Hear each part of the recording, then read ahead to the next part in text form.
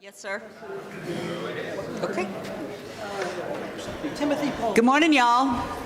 Please stand and let's sing together hymn number 1021 in the teal hymnal, A Little Bill Weathers, Lean on Me.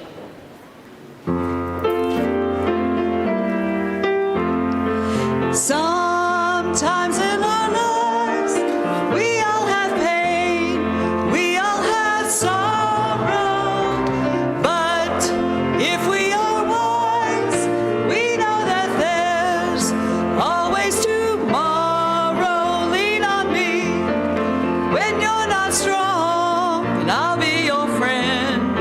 I'll help you carry on, for it won't be long till I'm gonna need somebody to lean on. Please swallow your pride if I have things you need to borrow, for no one can feel those of your needs that you won't let show. Lean on me when you're not strong, and I'll be your friend. I'll help you carry on, for it won't be long till I'm gonna need somebody to lean on. If there is a load you have to bear that you can't carry, I'm right up the road. I'll show you load if you just call me. Lean on me when you're not strong, and I'll be your friend. I'll help you carry on, for it won't be long till I'm gonna need somebody to lean on. Just call on me, brother, when you need a hand. We all need somebody to lean on. I just might have a problem that you'd understand. We all need somebody to lean on. Yes. Good morning. Welcome, everyone. Thanks to Peggy Eckloff for helping to lead our music today. Yeah.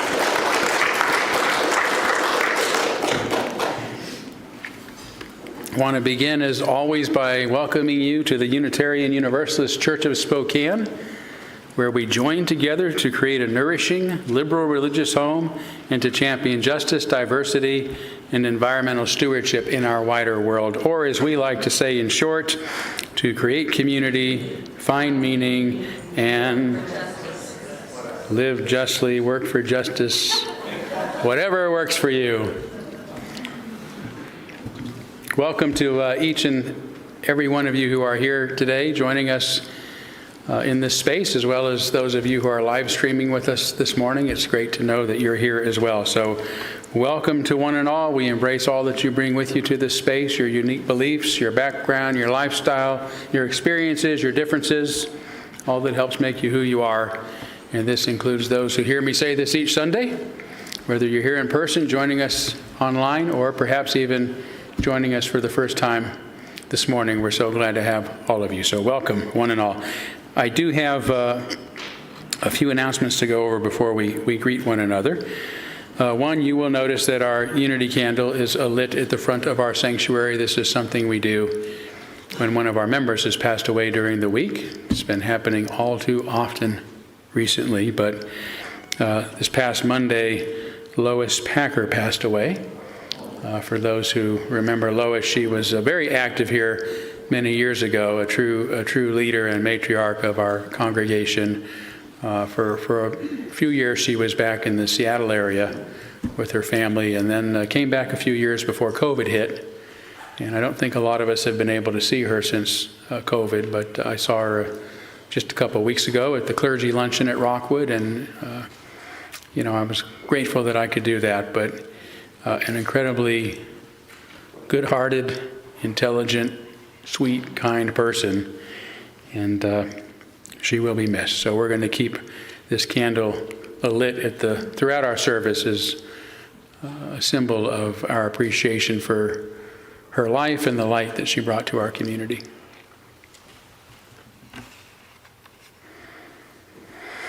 We are also in the midst of our annual auction, where you can go online and bid on items that folks have donated as a fundraiser for our church. They're also listed on the wall in the back for those who are here in person. So appreciate everybody's generosity in either bidding or contributing or both. Thank you all for all that you've done to make it a success. We are getting close to our goal already, and we still have plenty of time left. So thank you so much. Also want to remind you that I think it's become our annual Thanksgiving potluck. I think this will be the third or fourth year we've done it now, so that counts as an ingrained institution now in a church. November 24th, I think that's the Sunday before Thanksgiving, at 12:30 following our second service. So if you want to bring a Thanksgiving-style dish to share, turkey will be provided, and we sure would love to have all of you. So please put that on your calendar as well. And I feel obliged to say something about the election because it's coming up in just a couple of days. I have no idea what to say. I know we have been, a lot of us have been pretty anxious, feeling pretty anxious about the potential outcome, given just how close it is, and worried about what the consequences might be if our side doesn't win. I'm not going to make any assumptions there, but this is a worry I'm sure that is common amongst just about everybody who's voting in this country, regardless of who they're voting for, sadly. Whatever happens this week. So I'll have a lot more to say then. I think it's going to have, it will most certainly include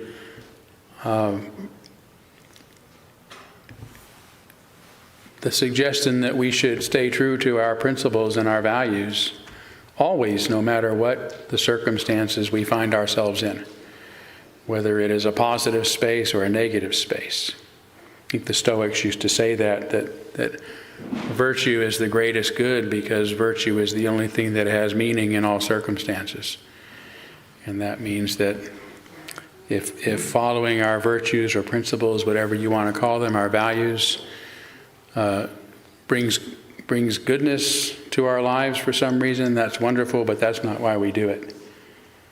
If it causes us to suffer, living by our virtues and our principles causes us to suffer, that's okay too, because we don't do it to prevent our own suffering. We do it for the sake of living out our virtues and our values. So that's a kind of a Stoic practice, and I think no matter what happens this week, to put on your Stoic caps or Stoic shoes or whatever it might be, and remember that we will survive whatever circumstances befall us.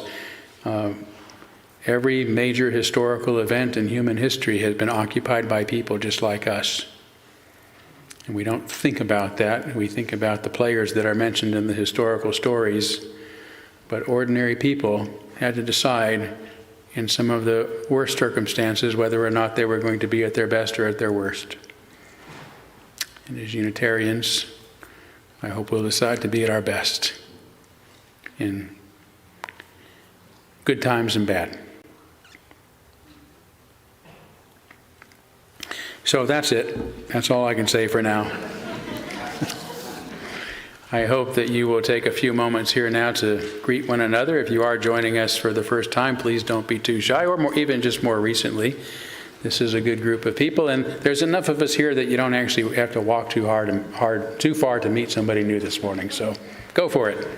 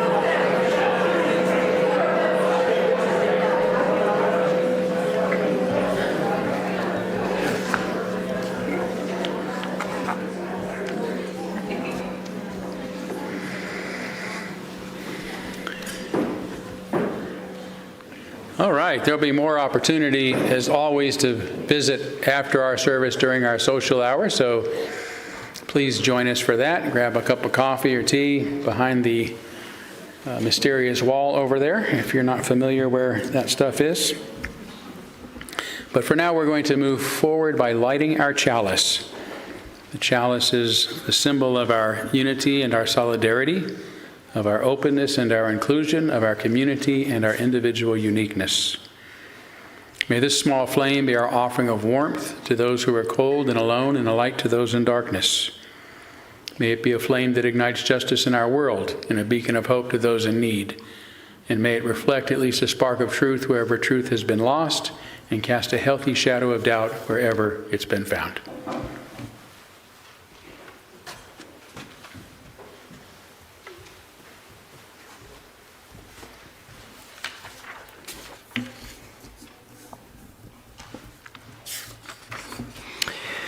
For our opening reflection, I offer the words of Timothy Paul Jones, professor of Christian apologetics at the Southern Baptist Theological Seminary in Louisville, Kentucky, writing on the books of the Old Testament.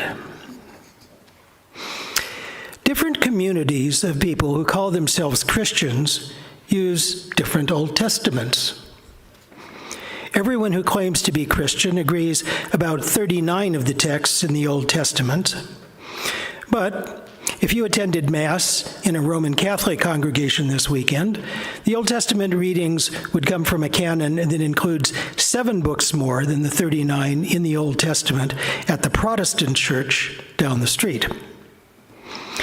A few blocks further down the street, at a Jewish synagogue, a reader who probably doesn't believe in the resurrection of Jesus at all will be chanting a Hebrew or Aramaic text from the same Old Testament canon that the Protestants are studying in translated form, but not the Roman Catholics. The Orthodox Church across town will be reading from an Old Testament that encompasses a total of 10 more books than Jews or Protestants recognize. All of these disparities spawn a difficult question. If people who claim to believe the Bible can't be sure about which books belong in the Old Testament, how can anyone reasonably believe what the Old Testament has to say?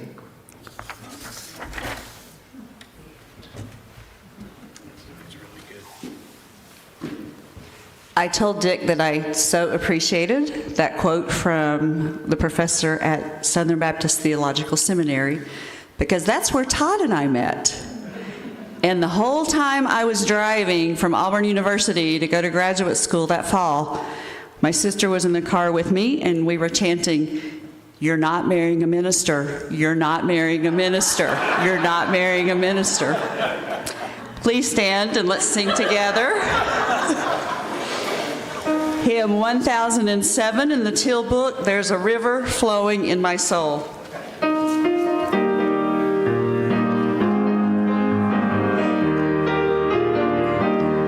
There's a river flowing in my soul. There's a river flowing in my soul. And it's telling me that I'm somebody. There's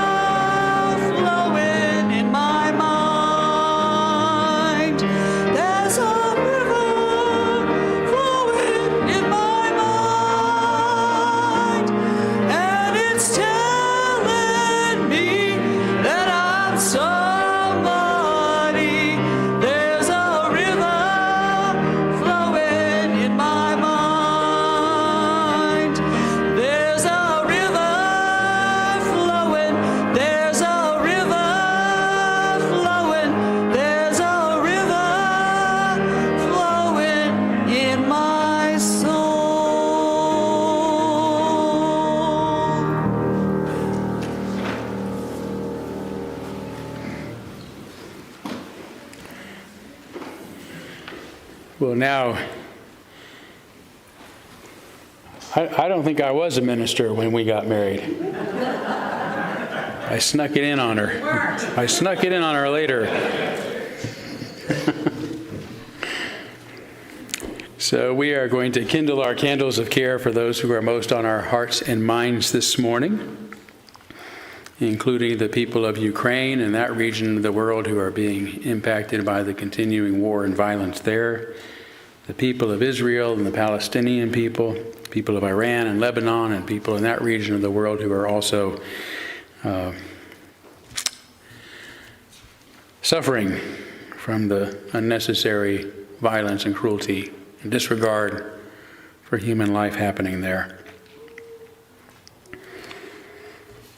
Let's do take a moment of silence on behalf of those you might be thinking of, and as always, you're welcome to name them aloud at this time if you'd like. John Sherritt's. Steve.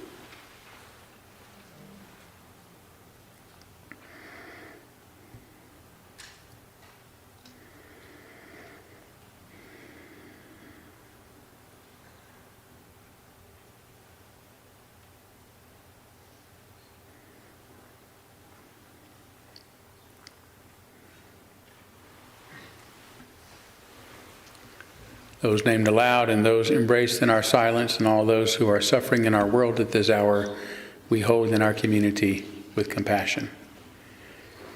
And we now gratefully give and receive this morning's offering, which helps sustain this community and our mission to the larger world.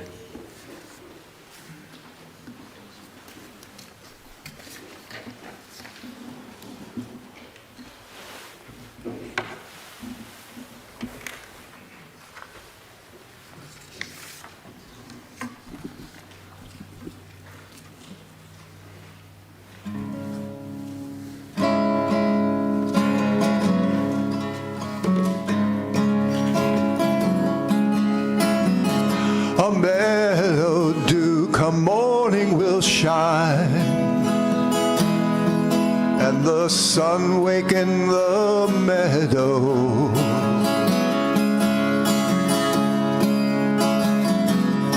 Gives us moments of delight, makes a cruel world seem alright.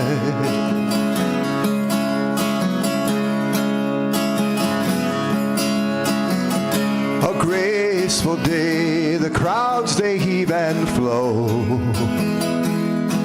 You can hear the engines running.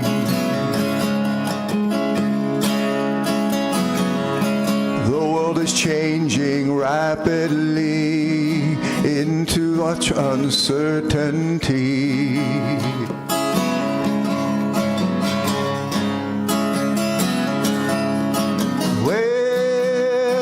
Darkness falls, we venture out into the night and realize our dreams and shed our human plight.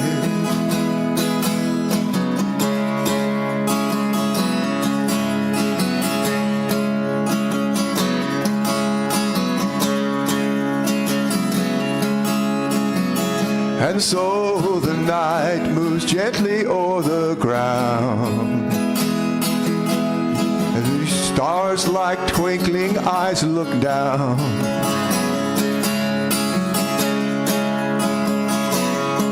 Are they watching over us, teaching us to love and trust?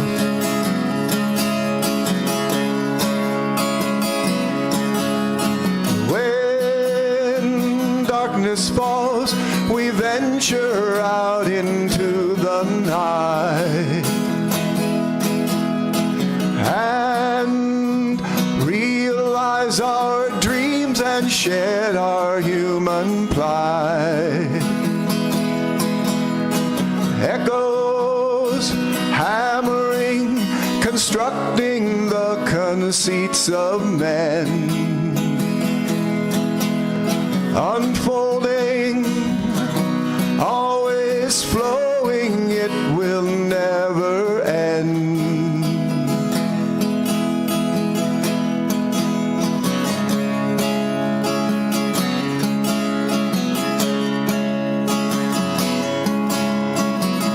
a meadow dew come morning will shine.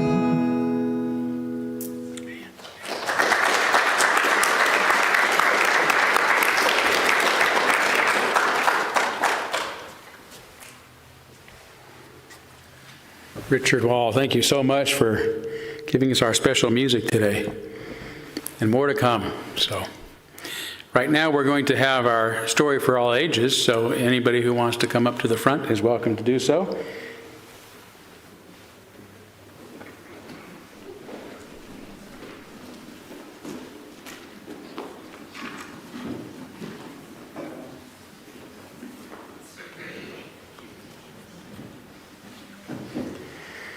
All right, I have brought a familiar face. Look who it is. It is not from Noth. Or is it not from Noth? Did I just give a double negative? Yeah. It's not.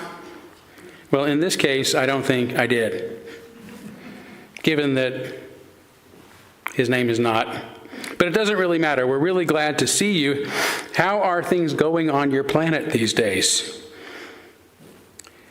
Better now that the war has ended. Oh, okay. Well, I'm glad to hear that. So just to catch some of you folks up, Noth is from another planet, the planet Noth, in which everyone speaks gibberish. Can you give us an example, Noth? Yes, it is true. Earth words express meaning. On Noth, words mean nothing and sound like this.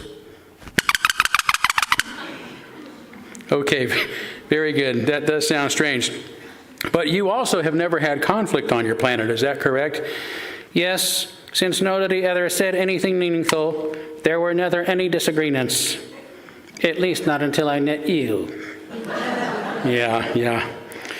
I'm sorry, I suggested that Noth should go back to his planet and try to say something meaningful. And that started a war, the first time in our history. Yeah, people started disagreeing with each other. Well, I'm very sorry, but I'm glad to hear that the war's over now. And if I remember correctly, there are no weapons on Noth, so you fought your war simply by calling each other names. Is that right? That's right. My own mother said to me, "Ooh, that's got to hurt." But again, glad the war is over. Are you and your mother speaking again now? Oh yes, just this morning she said to me. That sounds nice, I think. So tell us, what brought the war to an end? We decided to create a democracy. You did, so that our people can make decisions together rather than fighting over our differences.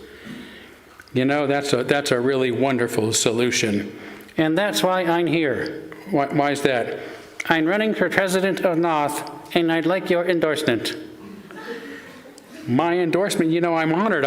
Usually I can't give an endorsement from the pulpit, but since you're from another planet, I don't think it would mind. So yeah, absolutely. Wait just a minute. What was that? It is I, Nor from Noth.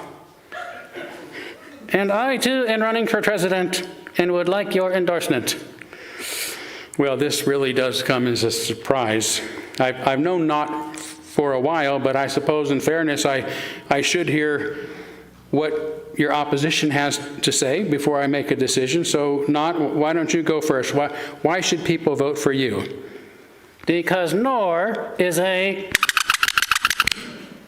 Ooh. Now I don't think that's true, is it? That is not true. You should endorse me because Noth is a... Wow. Listen, are either of you going to say something meaningful, or are you just calling each other names? We're just calling each other names, of course. Yes, since we know nothing about democracy, we are following the example of American politics. Oh my gosh, that's embarrassing. But don't you think that it would be better if instead of attacking each other, you maybe explain some of your ideas about how to improve your society? That isn't calling each other names the point of democracy? Yeah, politics call each other names on behalf of everyone else. We let them do our fighting for us. That's what you do with politicians. Well, that's not really the point of democracy, but I can understand why you might think it is, observing our politics. So do I have your endorsement?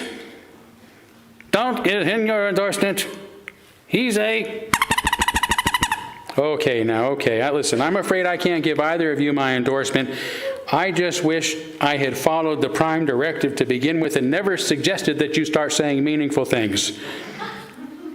But now that you do, perhaps you should both go back to your planet and explain to voters some of your ideas about how to improve your society rather than calling each other names. Maybe we should make it illegal to call each other names. That's a great idea.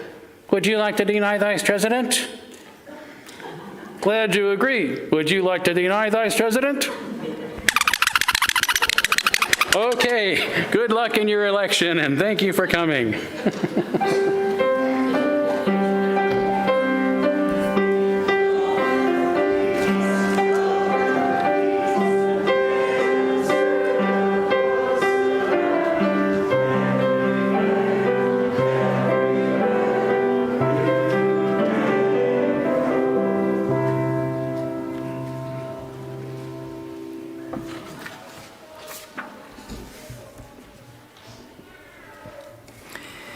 For today's meditation, I invite you into a state of repose. Make yourselves comfortable. Close your eyes if you like, and breathe slowly, deeply, mindfully. Reflect on the words of Roman emperor and Stoic philosopher Marcus Aurelius. Live a good life. If there are gods and they are just, then they will not care how devout you've been, but welcome you based on your virtues. If there are gods but unjust, then you should not want to worship them. And if there are no gods, then you will be gone, but will have lived a noble life that will live on in the memories of your loved ones.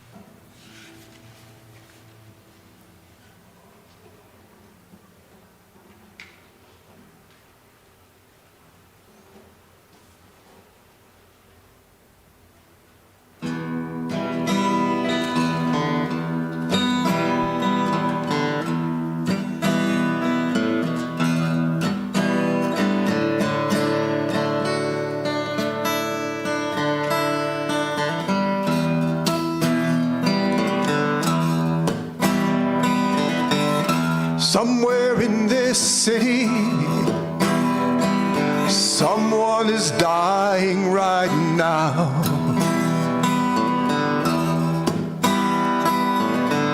Somewhere in this city,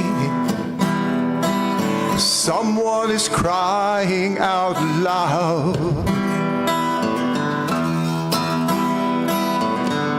Somewhere in this city, lovers are falling apart.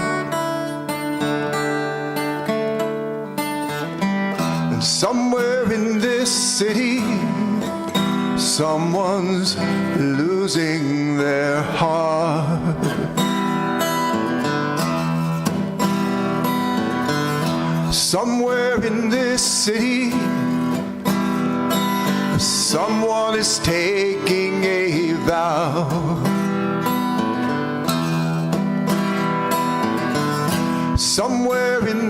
city, someone's hands are shaking right now.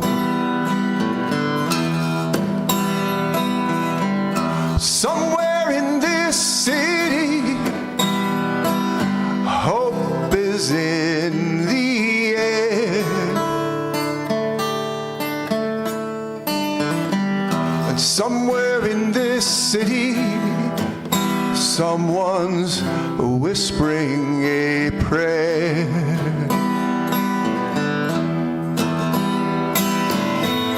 Somewhere in this city, someone is waiting for me. Somewhere in this city, there is some place that I'm meant to be. Somewhere in this city, someone's dreams are coming true.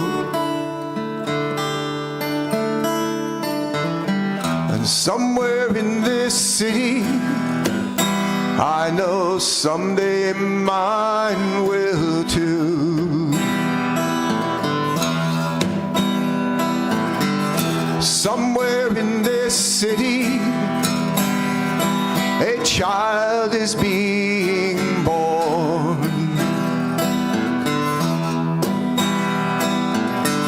Somewhere in this city, someone's going home alone. Somewhere in this city, the world is coming to an end. And somewhere in this city, it is starting all over again. Somewhere in this city, someone is waiting for me. Somewhere in this city, there is some place that I'm meant to be. Somewhere in this city, someone's dreams are coming true. And somewhere in this city, I know someday mine will too. Somewhere in this city, someone is dying right now.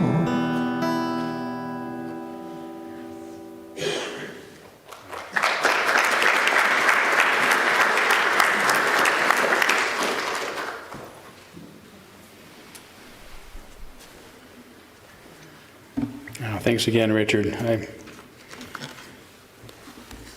For me, that song is the best part of our service today. Man, I'm so impressed. Just beautiful, beautifully sung, but the poetry that you put in that song are just magnificent. Thank you. Very moving.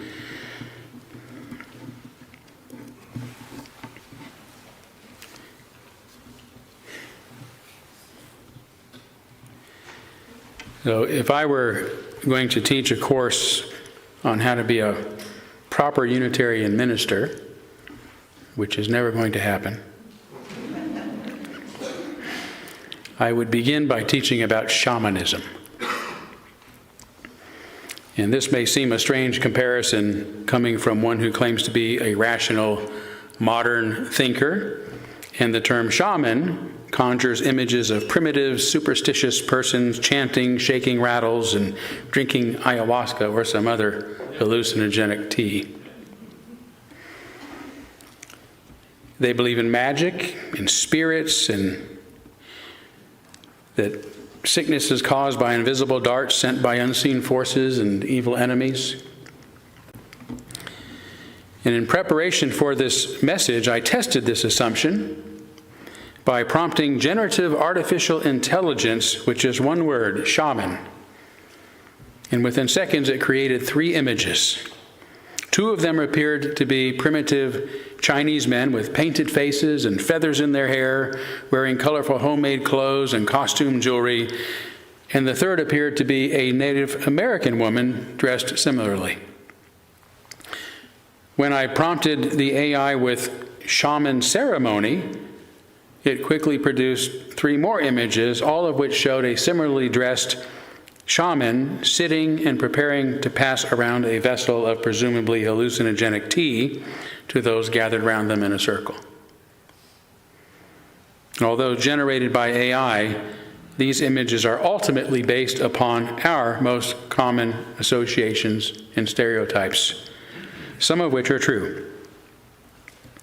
And even though I'm from San Francisco, I do not wear feathers in my hair, colorful clothes, chant, or pass out peyote. But I still think that Unitarian ministers ought to be more like shamans than any other type of religious leader. The notion of calling or being called to ministry is a good place to begin explaining what I mean. In most religious traditions, such a calling refers to a sense that one feels within themselves, often attributed to the deity that they worship or believe in.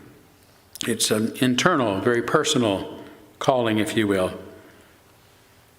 And if one is serious enough about it to formally undergo years of formal training, usually in a seminary or in the Christian or Jewish traditions, for example, or under the guidance of a Sikh or others recognized religious scholars from the Islamic tradition, or being born into a priestly class or attending a proper seminary in the Hindu tradition, only then does one become suitable for ordination as a priest or a rabbi or a minister, or otherwise recognized as a legitimate religious leader. With few exceptions, the right to ordain or grant such recognition belongs to other religious authorities. In Catholicism, it's the local diocese or archdiocese, overseen by a bishop, which is responsible for ordaining priests, deacons, bishops, and the like. In the Eastern Orthodox Church, the local diocese or eparchy, also under the authority of a bishop, ordains priests and deacons. The bishops themselves are confirmed by a holy synod, a governing body of senior bishops. In the Anglican or Episcopal Church, each diocese, also led by a bishop, is responsible for ordinations. In Presbyterianism, a body of leaders called the presbyteries examine and ordain ministerial candidates. Among Lutherans, the bishop of the synod ordains pastors, often with the involvement of a synod council. The association or conference handles ordination in the United Church of Christ, as do regional bodies among the disciples of Christ. In Buddhism, which I've not mentioned yet, senior monks or nuns ordain new monks and nuns. And in some religious traditions, there is no formal process like ordination. Their religious leaders are simply recognized as such by their communities only once they have been informally approved by religious authorities, as happens in Islam and Hinduism. So an imam, for example, would just be called an imam because some religious authority said they're an imam. The point not to be missed is that in all of these traditions, the wider community has nothing to do with the ordination of their religious leaders, and in many cases has little choice in who their religious leaders will be. They are simply sent or assigned by some outside religious authority and may be removed by them as well with little notice. This, however, is not the case when it comes to shamans. And before I say more, it should be understood, despite the enticing title of my sermon, that there is no such thing as shamanism, since there are so many different kinds of shamans among different peoples around the world. in places as diverse as Peru and Southeast Asia, North and South America, China, Tibet, Russia, Japan, Australia, Europe, and so forth, dating back thousands of years. The word shaman actually has its roots in the Tungus language of Siberia, where it's pronounced saman and means those who know, or one who knows, referring to a person who's believed to have access to and influence over the spiritual world and who serves as a healer, guide, or mediator between people and the spirits. Luba Johnson, who was born and raised in Russia, was here for the first service, and she actually told me that Putin is a believer in shamans, and he has a shaman that he flies to Siberia regularly to consult with, and that there's another famous shaman in Russia who is in prison because he brought back some messages from the spirits Putin didn't like.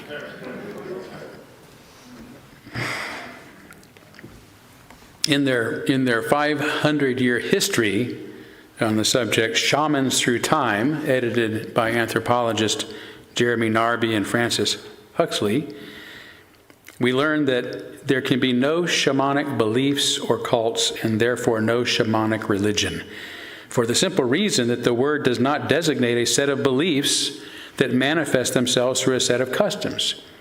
It merely affirms the existence of a certain kind of person who plays a religious and social role. So it's just a title. And this means that whatever one says about shamans or shamans cannot be considered ubiquitous of everyone described as such. Their variety and their differences are simply too great. In fact, even speaking in generalities is probably going too far. Nevertheless, one of the qualities that I have read about that has stuck with me in regards to the sometimes reluctant shaman, or I say in regard to the sometimes reluctant shaman. Moses, for example, is such a figure, having tried, at least according to the Hebrew tale, to talk Yahweh out of choosing him to lead his people out of bondage into the promised land.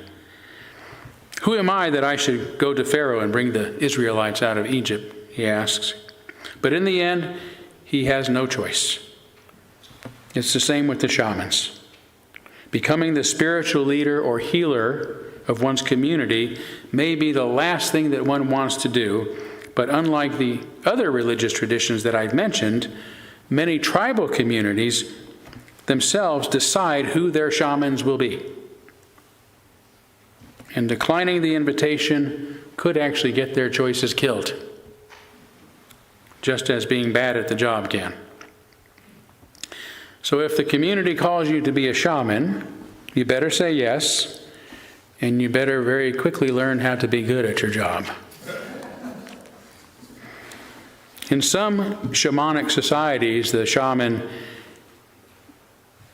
doesn't even have an inner or divine calling, but a communal calling. They're called by their peers, their neighbors, to be of service to others in a very special and important way. They're called by a sense of duty to their neighbors rather than by spirits or by some divine power. And they are authorized to lead the very community they serve, not by an official body or a higher religious authority who ordains them. And that's how it is, at least that's how it's supposed to be in Unitarianism. Our liberal religious tradition gives and always has given the local congregation the exclusive authority to ordain and call our ministers. Sadly, over time, the Unitarian Universalist Association, which is supposed to be a service organization, has gotten around this by creating the Ministerial Fellowship Committee, the MFC, that only welcomes those who meet its strict requirements and has created a tightly controlled gateway between the ministers and congregations. Without MFC approval, never the twain shall meet. And for many decades now, our ministerial aspirants have believed that they must go through all the requirements this committee has laid out for them to even hope to ever have a congregation. And congregations have also been deceived to believe that they must go through the MFC to find ministers. Too many of us have come to think that it is the MFC that makes a minister, not the local congregations who ordain and install them or us. So my advice these days is for congregations and ministers to recognize this egregious affront to our religious freedoms by ignoring the MFC and creating other ways for us to find each other. Local congregations should be very cautious about calling ministers who believe that they work for the Unitarian Universalist Association and the Ministerial Fellowship Committee rather than the congregations they serve, who called them, installed them, maybe ordained them, and pay them. But my point here is that traditionally the calling and approval of Unitarian ministers is like that of shamans. When people ask me if I felt a call to ministry, I say yes. Were you called by God? No. Was it a spiritual calling? No. Was it a feeling that you had? No.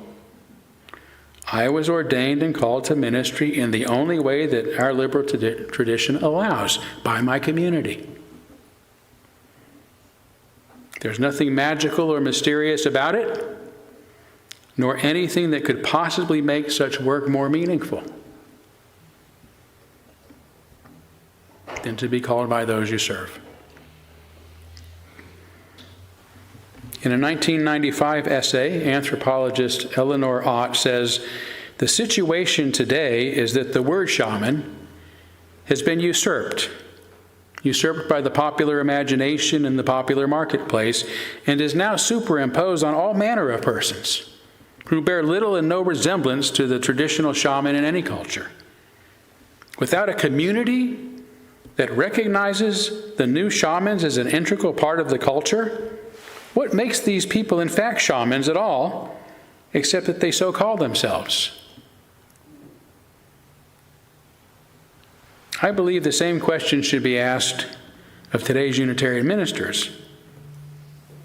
Without understanding it is a church community that recognizes and calls them as ministers, what makes them a minister at all, except that the MFC says so? Another interesting parallel, at least between myself and shamans, which I was really surprised to discover, is that we are ventriloquists. Yeah, on the very first page of Shamans Through Time, we learned that when the Russians began colonizing eastern Siberia in the 17th century, they discovered certain individuals who claimed that they could communicate with spirits. The shaman played drums, sang, and put on ventriloquist and trickster performances, imitating animal sounds in the dark or pretending to stab themselves with knives. When the Russian revolutionary Waldemar Borgeros was exiled in Siberia in the 19th century, he encountered the Chukchi, or as Luba tells me they say in Russia, the Chukchi. I don't think I can say Chukchi, so I'll just say Chukchi. The Chukchi people, and he later wrote about them in a book entitled Doomed to Inspiration. Although beating the drum is the basic means of preparing to communicate with the spirits, Borgeros says various tricks performed by the Chukchi shamans included ventriloquism. Have to be learned in the pre-preparatory state. The shamans, of course, assert that the tricks were done by spirits and denied any hand, whatever, in the proceeding of such a character. Now, I'm not a good enough ventriloquist to get away with a fib like that, but apparently some of them were. So the anthology also includes an essay that's actually entitled Ventriloquist and Trickster Performances for Healing and Divination. In his 1908 essay written by another Russian exile to Siberia, seem to be a lot of them, we learn of a young shaman who described as imitating the howling of the wolf, the groaning of the cargoose, and the voices of other animals, his guardian spirits. He was a ventriloquist. Shamans versed in this art are believed to possess particular power. So it's a funny coincidence, I think, because I also bring ventriloquism, such as it is, into my ministry, which probably makes me rare, actually, among Unitarian ministers. But finding that it has also long been practiced by shamans gives me really a special sense of kinship with this tradition. But more important is the similar duties, responsibilities assigned to both shamans and Unitarian ministers. In addition to ventriloquism and drumming, shamans often chant. Now, I don't chant any better than I sing, or keep my lips from moving, for that matter. But my sermons are used for the same purpose. I once engaged in an ayahuasca ceremony led by a Huichol shaman who chanted the entire time that I and the other participants were under the influence of the hallucinogenic brew. In the Huichol tradition from northern Mexico, such chanting is done to keep participants tethered to this world so they don't get lost in the spirit realm and can find their way back to the real world by following the shaman's voice as one who is able, it is said, to exist in both realms at once. And this is my goal of ministry, too, which is why I so often emphasize reality and reason, because I believe religion is best when it helps us cope with reality, harsh as it may be, rather than as an excuse to justify our delusions. And by the way, I consider Richard's song that he wrote such a chant, right? Because it's hard to hear, but it was truth, and it helped us deal with the reality in a meaningful way. It brings us back to the reality of what's going on in our world and our cities. It's just beautiful, just perfect today, Richard. Thank you.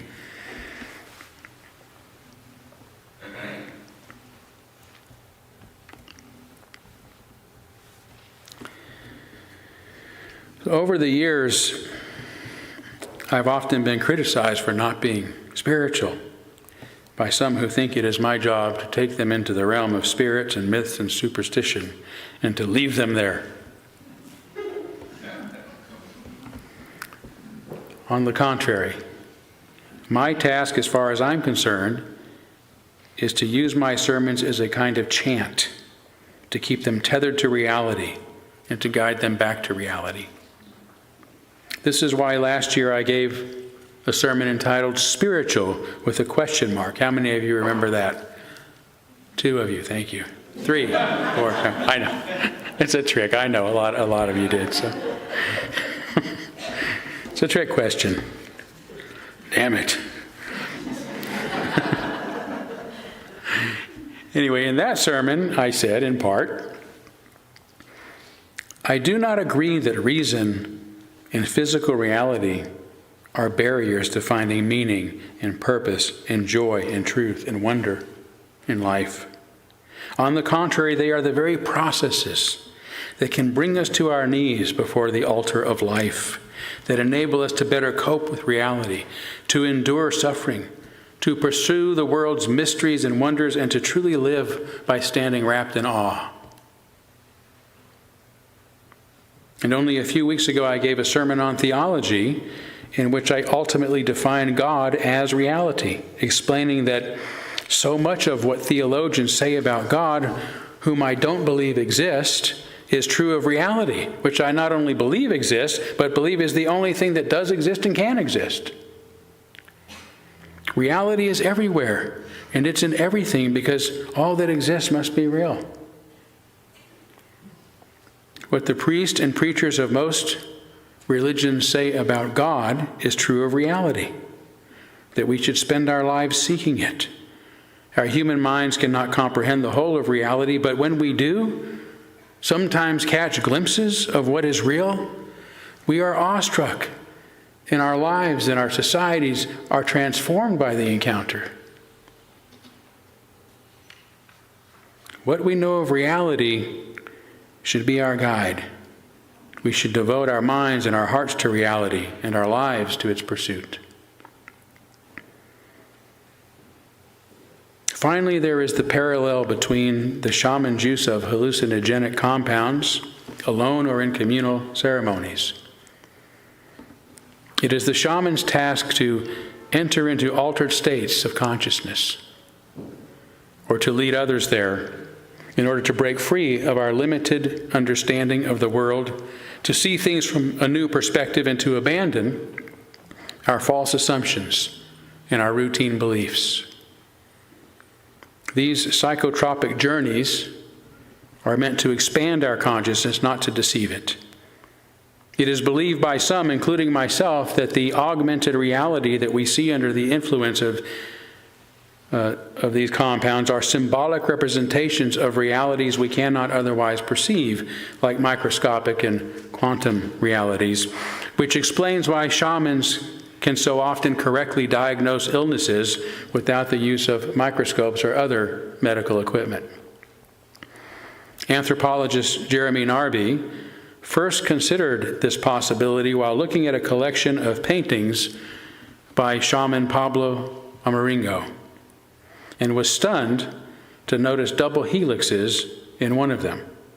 By the way, I have a copy of those a book that has all of those paintings in them. It's just remarkably beautiful. They're paintings of what he saw in his journeys, and you will see a lot of things that appear to be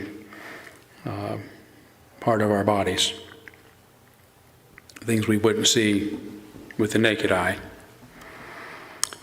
And a few weeks after Narby made this connection, he showed it to a microbiologist who responded in the same way. Look, there's collagen. And that's the axon's embryonic network with its nutrites. These are triple helixes. And that's DNA from afar looking like a telephone cord. This looks like chromosomes at a specific phase. There's the spread out form of DNA, and right next to it are DNA spools in their nucleosome structure. No wonder, as Narby points out, 74% of pharmacopoeia's plant-based remedies were discovered by traditional societies. 74%. And this is why my sermons are always meant to induce an alternative way of thinking about things, an altered state of consciousness. That's what I want to invoke here each Sunday. I don't go into a sermon thinking that I have all the answers and wish to present myself as one who does. This is so because I consider the Unitarian version of substances like ayahuasca and peyote to be our questions. It is not by coming for answers, but by questioning the things we've been told are true or have convinced ourselves are true that puts us in an altered state and expands our consciousness. Questions are our gateway drug.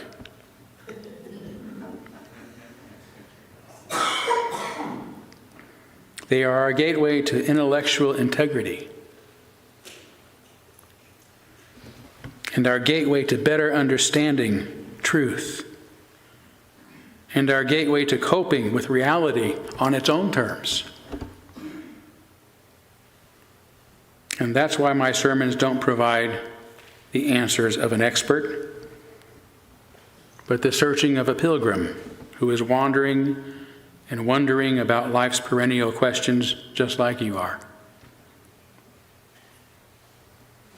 And I have found that in my 25 years as a Unitarian minister, that Unitarians don't want to leave church with more answers, but with fewer of them than when they arrived.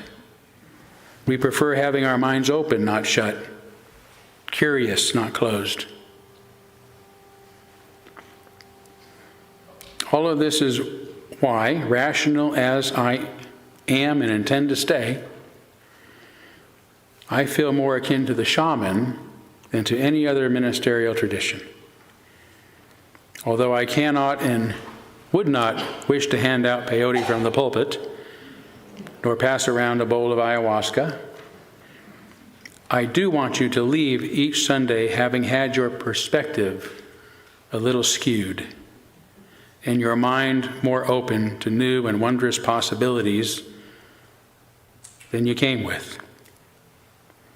So as your resident shaman, called to serve this community, if for some reason you are feeling a bit more certain now than when you came, please take 2 questions and call me in the morning.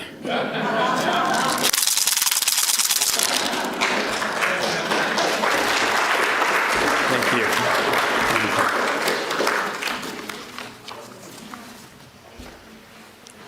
Let's stand for our closing hymn, or not hymn, song.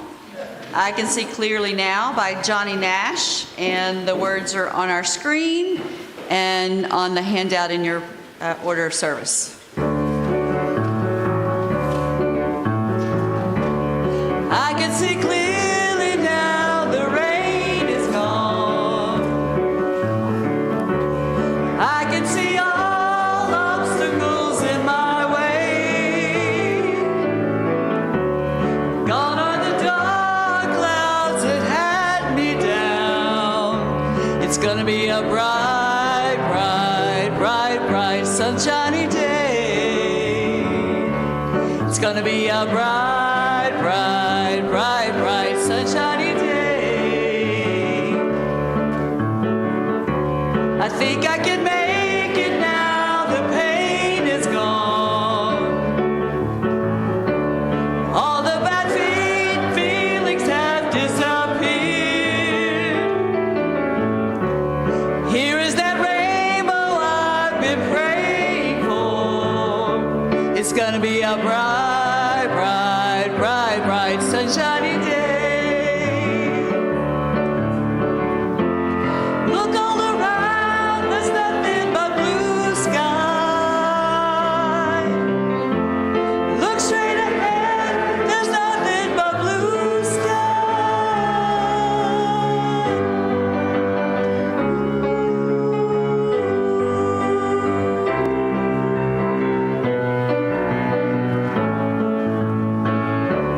I can see clearly now, the rain is gone. I can see all obstacles in my way. Here is that rainbow I've been praying for. It's gonna be a bright, bright, bright, bright, sunshiny day. It's gonna be a bright, bright, bright, bright, sunshiny day.